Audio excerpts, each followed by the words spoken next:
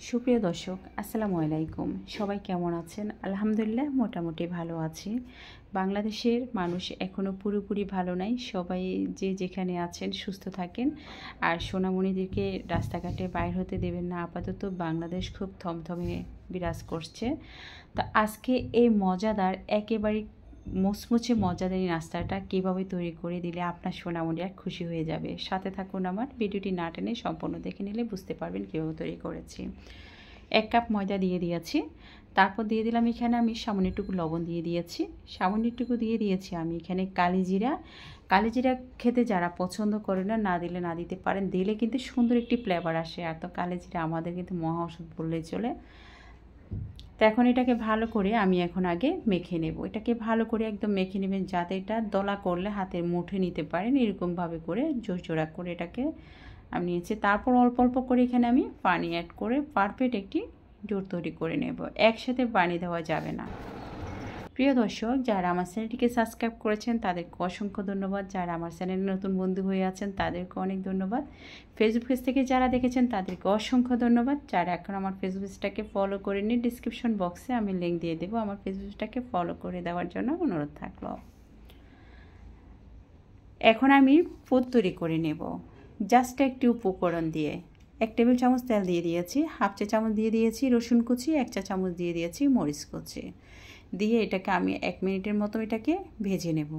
তারপর দিয়ে দিচ্ছি 1 চিমটি হলুদ গুঁড়ো, 1 চিমটি মরিচ গুঁড়ো দিয়ে দিচ্ছি, হাফ চা চামচ দিয়ে দিব আমি এখানে জিরে গুঁড়ো, স্বাদ মতন দিয়ে দিব আমি লবণ। তারপর দিয়ে দিচ্ছি এখানে আমি একটু ধনিয়া গুঁড়ো, সামান্য একটু ধনিয়া গুঁড়ো দিয়ে দিচ্ছি। এখন এটাকে আমি আরও 1 মিনিটের মতো আমি এভাবে করে আপনার ভেজে নিচ্ছি। তারপর এখানে আমি অ্যাড করেছি একটি আলু দিয়ে অনেকগুলা পিঠা হবে। এই নাস্তাটা আপনি আপনার সোনামণিকে বলেন, যাকে খাওয়ান না কেন, এতটাই টেস্ট হবে, এতটাই মজা, আপনার সোনামণির আপনাকে বারবার রিকোয়েস্ট করবে। আর যাকে খাওয়াবেন সে তো আপনার কাছে প্রশংসায় পঞ্চমুখ হবে আপনার এত সুন্দর নাস্তার জন্য। আপনি তৈরি করতে পারেন। আমি যদি ভুল বলে থাকি কমেন্টসে অবশ্যই জানাবেন, ভিডিওটি না টেনে সম্পূর্ণ দেখলে। আরও স্বাদের জন্য এখানে অ্যাড করলাম 1 চা চামচ চাট মশলা। এখন এটাকে ভালো করে আমি এখন একদম শুকনা করে এখন এটাকে ঢেলে ঠান্ডা করে নিয়েছি। এখন চলে যাচ্ছি মূল পর্বে। যে ডোটাকে আমি রেস্টে রেখেছিলাম এটাকে আর একটু মথে নিচ্ছি, নিয়ে এটাকে 2 ভাগ করে দিলাম। এখন আমি একটু রুটি বেলে নেব। আর এই রুটিটা আপনার একেবারে পাতলা হবে না, আবার একেবারে কাতলা হবে না, মাঝখানে একটি ছাঁচ বসিয়েছি আমি। আপনাদের কাছে যদি ছাঁচ না থাকে সেক্ষেত্রে এখানে একটা বাটি বসাতে পারেন। এভাবে আমি এখানে একটি পেছলার সাহায্যে দিয়ে দিচ্ছি। আপনারা যদি হাতের সাহায্যে দেন সুন্দর হবে, আরও ভালো। সামান্য একটু পানি লাগিয়ে নিচ্ছি চারপাশে।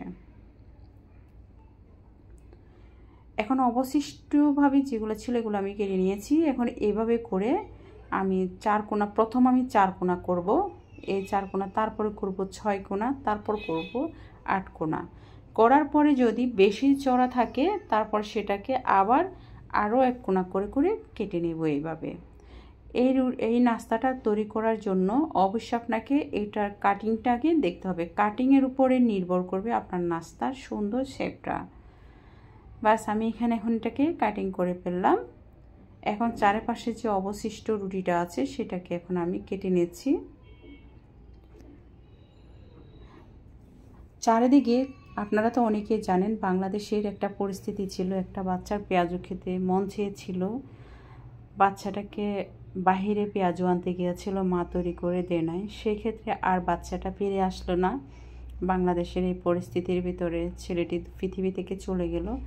তো এই সমস্ত ভয়ে আমরা নিজেরা তৈরি করতে পারি। আপনার সোনামণিদেরকে আপনারা এইভাবে তৈরি করতে পারেন। আপনাদের বিকালে নাস্তার টাইমে এই স্ন্যাক্সটা তৈরি করতে পারেন। একদম সহজ, এর মতন সহজ নাস্তা আর আছে আমার কাছে মনে হয় না। তো এভাবে আমি সবগুলাকে ঘুরিয়ে ঘুরিয়ে আপনাদেরকে দেখাচ্ছি কিভাবে এটাকে করতে হবে। আমি এই পার্ট দিয়েও দেখাচ্ছি, ও পার্ট দিয়ে দেখাচ্ছি। করার পর আমরা এইভাবে করে প্রথম একটু চড়া, তারপরে এবার আস্তে আস্তে চিকন হয়ে তারপরে যাবে। তৈরি করে নিলাম এই মজাদার নাস্তাটা। সুপ্রিয় দর্শক, ভিডিওটি কেমন লাগলে অবশ্যই জানাবেন। ভিডিওটি যদি ভালো লেগে থাকে আমার চ্যানেলটিকে ভিজিট করে থাকবেন। আমার চ্যানেলে শুধু নাস্তার ভিডিও না, চট্টগ্রামের ঐতিহ্যবাহী, পুরান ঢাকার ঐতিহ্যবাহী নাস্তা, খাওয়া, বিরিয়ানি, তেহারি, চট্টগ্রামের কালাবোনা, এগুলো সব আমার আরেকটি চ্যানেল আছে ফারনাস কুকিং হাউস 450। এটাতে রান্নার ভিডিও আমি বিশেষ করে শেয়ার করে থাকি, সেখানে কিন্তু সবগুলো পেয়ে যাবেন।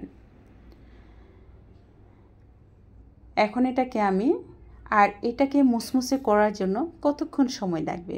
7 থেকে 8 মিনিট এটাকে মিডিয়াম আঁচে এটাকে ভেজে নিতে হবে। প্রিয় দর্শক, এখানে লো হিট করা যাবে না। লো হিট করা কেন যাবে না? কারণ এটার ভিতরে আলু আছে, আর আলুটা যদি আপনি একবার তেলে যদি চুপচুপা হয়ে যায় তাহলে সেটা কিন্তু কখনো মুচমুচে হবে না।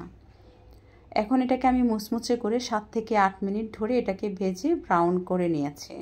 যদি আপনি পাওয়ার বাড়িয়ে দিন, উপরে লাল হয়ে যাবে, ভিতরে আলুটা খেতে ভালো লাগবে না, আর উপরে যে মুচমুচে হবে না।